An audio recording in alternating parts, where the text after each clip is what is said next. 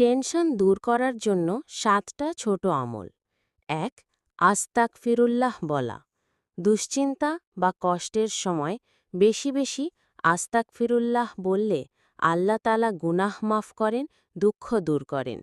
কোরআনে আছে, যে ব্যক্তি আল্লাহর কাছে ক্ষমা চায়, আল্লাহ তার জন্য কষ্ট থেকে মুক্তির পথ খুলে দেন। ২. সালাতুল হাজত নামাজ পড়া। যখন টেনশন বা কোনো সমস্যা হয়, ২ রাকাত নামাজ পড়ে আল্লাহর কাছে যাওয়া। রাসূল সাল্লাল্লাহু আলাইহি ওয়াসাল্লাম বলেছেন, আল্লাহ বান্দার দোয়া কখনো ফেরত দেন না। ৩. সুবহানাল্লাহ, আলহামদুলিল্লাহ, আল্লাহু আকবার বেশি বেশি বলা।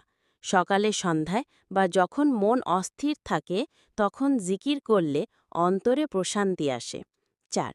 আয়াতুল কুরসি ও ৩ কুল পড়া। বিশেষ করে ঘুমের আগে পড়লে টেনশন, ভয়, অস্থিরতা থেকে রক্ষা পাবেন। ৫. সালাওয়াত, দরুদ শরীফ পড়া।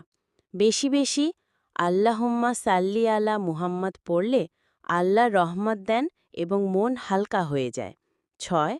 দুঃখের সময় এই দোয়া পড়া। ইন্নী আউযুবিকা মিনাল হাম্মি ওয়াল হাজান। অর্থ, হে আল্লাহ, আমি আপনার কাছে আশ্রয় চাই দুশ্চিন্তা ও দুঃখ থেকে। ৭. কুরআন তিলাওয়াত। বিশেষ করে সূরা আদ-দোহা, সূরা ইনশিরা, আলাম নাশরাহ লাকা পড়লে মন শান্ত হয়। এই সূরাগুলোতেই আল্লাহ আমাদের সান্ত্বনা দেন।